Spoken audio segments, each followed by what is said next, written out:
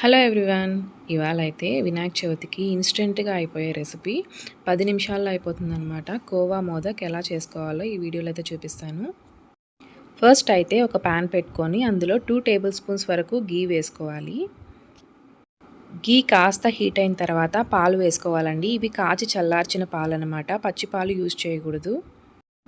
Next ఇందులో milk powder వేసుకోవాలి. ఇది ఇన్స్టెంట్గా చేస్తున్నాం కాబట్టి మిల్క్ పౌడర్ యూస్ చేస్తున్నాము. నేనైతే 1.5 కప్ మిల్క్ పౌడర్ అయితే తీసుకున్నాను. మీరు అచ్చం పాలతో కూడా చేసుకోవచ్చు. ఒక 2 లీటర్స్ వరకు పాలు తీసుకొని కూడా సేమ్ రెసిపీ చేసుకోవచ్చు. మిల్క్ పౌడర్ తర్వాత 1/2 కప్ షుగర్ పౌడర్ అయితే యాడ్ చేశాను. ఇది ఇన్స్టెంట్గా టైం లేని వాళ్ళకైతే చాలా బాగా యూజ్ అవుతుందండి. 10 మినిట్స్లోనే ప్రిపేర్ చేసేసుకోవచ్చు అనమాట. ఇది కాస్త హీట్ అవ్వాలన్నమాట. లో ఫ్లేమ్లోనే పెట్టుకోవాలండి. హై కానీ మీడియం కానీ అస్సలు పెట్టకూడదు. ఇలాగా స్క్రాప్ చేస్తూ ఉండాలి, లేకపోతే పక్కనంతా అంటుకుపోతుంది. ఈ రెసిపీ వినాయక చవితికే కాదండి, ఏదైనా స్వీట్ తినాలనిపించినా పిల్లలు ఏమైనా అడిగినా కూడా మనం ఇన్స్టెంట్గా చేసి ఇవ్వచ్చు అనమాట. చాలా టేస్టీగా ఉంటుంది. చూస్తున్నారు కదా, మనం కంటిన్యూస్గా కలుపుతూ ఉండాలి. కలుపుతూ ఉంటే ఇలా గట్టిపడుతూ ఉంటుందన్నమాట.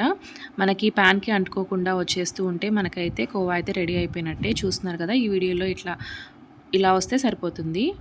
ఇప్పుడు స్టవ్ ఆఫ్ చేసేసి చల్లారి పెట్టుకోవాలి. మూత పెట్టేసి ఒక 15 to 20 మినిట్స్ అలా పెట్టేస్తే మనకి గోరువెచ్చగా తయారవుతుంది.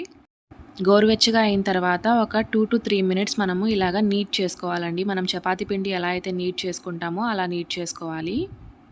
బాగా సాఫ్ట్గా అయిన తర్వాత ఇప్పుడైతే నేను మోదక్ మౌల్డ్ ఒకటి తీసుకున్నాను. ఇలాగ 2 సైడ్స్ ఇలా అంటించేసి మనం క్లోజ్ చేసేస్తే మనకి మోదక్ అయితే రెడీ అయిపోతుందండి. ఇన్స్టెంట్గా చేసేసుకోవచ్చు, చాలా తొందరగా అయిపోతుంది. ప్రాసెస్ కూడా చాలా ఈజీ. ఇలా క్లోజ్ చేసి గట్టిగా ప్రెస్ చేస్తే మనకి లోపల హోల్స్ అనేవి లేకుండా నీట్గా వచ్చేస్తుంది. చూస్తున్నారు కదా, మౌల్డ్కి కొంచెం గీ రాసుకోండి ఒకవేళ రాకపోతే. చాలా ఈజీగా చేసేసుకోవచ్చు. ఈ వినాయక చవితికి తప్పకుండా ట్రై చేయండి.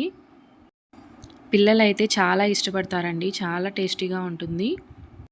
మీరు కనుక ఈ రెసిపీ ట్రై చేస్తే ఎలా వచ్చిందో నా కమెంట్ సెక్షన్లో కమెంట్ చేయండి. అలాగే మీ ఫ్రెండ్స్ అండ్ ఫ్యామిలీ మెంబర్స్కి కూడా షేర్ చేయండి.